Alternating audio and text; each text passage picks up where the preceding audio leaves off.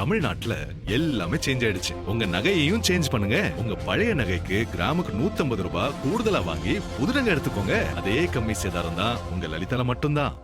விக்ரம்-1 ராக்கெட்டை ஏவுவதற்கான count down நிறுத்தப்பட்டிருந்த நிலையில் இன்னும் சில நொடிகளில் விண்ணில் ஏவுவதற்கான சூழல் உருவாகி இருப்பதாக நம்முடைய செய்தியாளர் தகவல் தெரிவித்திருக்கிறார். அது தொடர்பான காட்சிகளை பார்ப்போம்.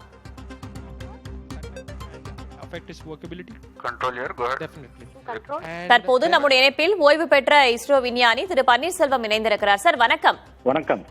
இந்த விண்ணில் செலுத்துவதற்கு 4 நிமிடங்கள் 59 நொடிகள் இருக்கும்போது ஸ்டாப் பண்ணியிருக்காங்க, நிறுத்தி வைத்திருக்கிறார்கள். என்ன கோளாறு ஏற்பட்டிருக்க கூடும்? ஏன்னா முன்னதாக 36 மணி நேரத்துக்கு முன்னாடி கவுண்ட் டவுன் தொடங்கிவிட்டது, அனைத்து கட்ட பரிசோதனைகளும் முடிவடைந்து விட்டன. என்ன ஏற்பட்டிருக்க கூடும் என்பது உங்களுடைய கணிப்பு சார்? இது T-5 மினிட்ஸ்ல ஆட்டோமேட்டிக் லான்ச் சீக்வன்ஸ் என்ற ஒரு ஸ்டார்ட் பண்ணணும். அது அது வரைக்கும் மேனுவல் கண்ட்ரோல்ல இருக்கிறது கம்ப்யூட்டர் கண்ட்ரோலுக்கு டிரான்ஸ்ஃபர் ஆகிடும். இந்த லாஸ்ட் 5 மினிட்ஸ்ல கம்ப்யூட்டர் கிட்டத்தட்ட ஒரு 500 பேராமீட்டர்ஸ், ராக்கெட் அண்ட் சேட்டலைட்ல இருக்க பேராமீட்டர்ஸ்லாம் செக் பண்ணி எல்லாமே ஒழுங்கா இருந்ததுன்னா T0ல இக்னிஷன் கமாண்ட் அனுப்பும். இப்போ T-5 மினிட்ஸ் வந்தோடனே ஹோல்ட் பண்ணியிருக்காங்க. அந்த ஹோல்டுக்கு இன்னும் அவங்க என்னன்னு காரணம் சொல்லலை. அது ஒரு முன்னேற்பாடான ஹோல்டுன்னு சொல்றாங்க. ஆனால் முன்னேற்பான ஹோல்டுன்னு சொல்லியிருந்தா அது அவங்களோட கவுண்டவுன் டாக்குமெண்ட்ல அதை பற்றி குறிப்பிட்டிருக்கணும். அந்த ஹோல்டு எவ்வளோ நேரத்துக்கு இருக்கும், எதுக்காக அந்த பிளான்ட் ஹோல்டு அப்படின்னு சொல்லியிருக்கணும். ஒரு முறை T0 11:30 அனௌன்ஸ் பண்ண பிறகு இந்த மாதிரி ஹோல்டு வந்தா அதுல ஏதோ அனாமலி இருக்குன்னு தான் அர்த்தம். ஆனா இப்போ அந்த அனாமலிக்காக இப்போ கவுண்ட் டவுன் T-20 மினிட்ஸ்ல ரீஸ்டார்ட் பண்ணியிருக்காங்க. அப்போனா அந்த T-20 மினிட்ஸ்ல இருந்து T-5 மினிட்ஸ் வரைக்கும் இருக்க ஆப்ரேஷன்லாம் திருப்பி ரிவர்ஸ் பண்ணிட்டு மறுபடியும் இப்போ கவுண்ட் டவுன் ஆரம்பிச்சிருக்காங்க. இப்போ மறுபடியும் அதே பிரச்சனை வருதா அப்படின்னு தெரியும் நமக்கு. T-5க்கு உடனே அது திருப்பி ஆட்டோமேட்டிக்கா ஹோல்ட் ஆகுதா இல்லையான்னு அப்பதான் தெரியும். ஒருவேளை சின்ன ப்ராப்ளம் வந்தால் நிவர்த்தி பண்ணியிருப்பாங்க நேரத்துக்கு. நிவர்த்தி பண்ண பிறகுதான் இப்போ திருப்பி கவுண்ட் ஒன்று ரெஸ்யூம் பண்ணியிருக்காங்க. இப்போ T-20 ரெஸ்யூம் பண்ணியிருக்காங்க. It is counting.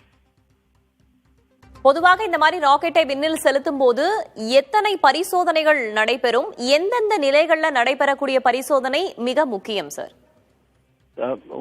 நிறைய பரிசோதனைகள் லான்ச் பேடுக்கு ராக்கெட் வரதுக்கு முன்னாடியே பண்ணிடுவாங்க.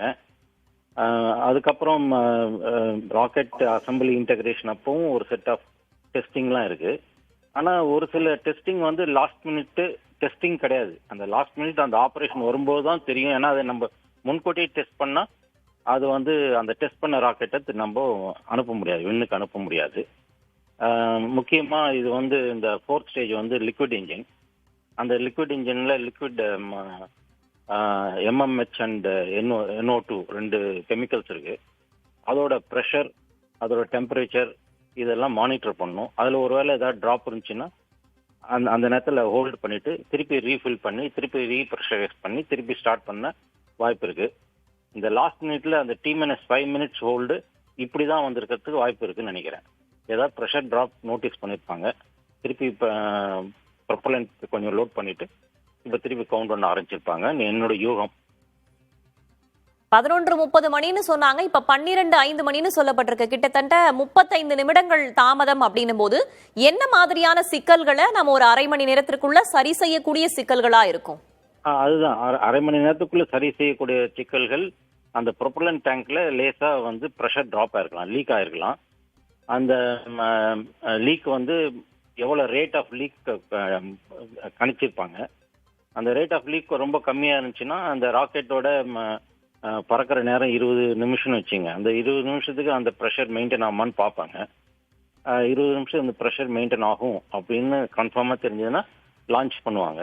இல்லை அந்த லீக் கொஞ்சம் அதிகமா இருக்கு, ப்ரெஷர் ட்ராப் ஆகிடும், அந்த 4th ஸ்டேஜ் இன்ஜின் ஸ்டார்ட் பண்றதுக்கு முன்னாடி ப்ரெஷர் ரொம்ப விழுந்துரும் அப்படின்னு தெரிஞ்சதுன்னா திருப்பி லான்ச் ஹோல்ட் பண்ணி ரீஷெடியூல் பண்ணுவாங்க. நாளான்னைக்கு ரீஷெடியூல் பண்ணுவாங்க. இப்போ உங்களுக்கு திருப்பி T-5ல அந்த ஹோல்ட் ஆகுதான் தெரியும். அந்த அப்பதான் அந்த இது செக்கிங் நடக்குது, final checking for the pressure, temperature இதுக்கெல்லாம். சரி, நம்ம தொடர்ந்து பார்ப்போம் சார். 12:05 மணிக்கு சரியாக திட்டமிட்டவாறு ஏவுகணை ஏவப்படுகிறதா என்பது குறித்து இணைப்பில் விரிவான தகவல்களை தந்தமைக்கு நன்றி திரு பன்னீர்செல்வம். தமிழ்நாட்டுல எல்லாமே சேஞ்ச் ஆயிடுச்சு. உங்க நகையையும் சேஞ்ச் பண்ணுங்க. உங்க பழைய நகைக்கு கிராமுக்கு 150 ரூபாய் கூடுதலா வாங்கி புது நகை எடுத்துக்கோங்க. அதே கம்மி சேதாரம் தான் உங்க லலிதால மட்டும்தான்.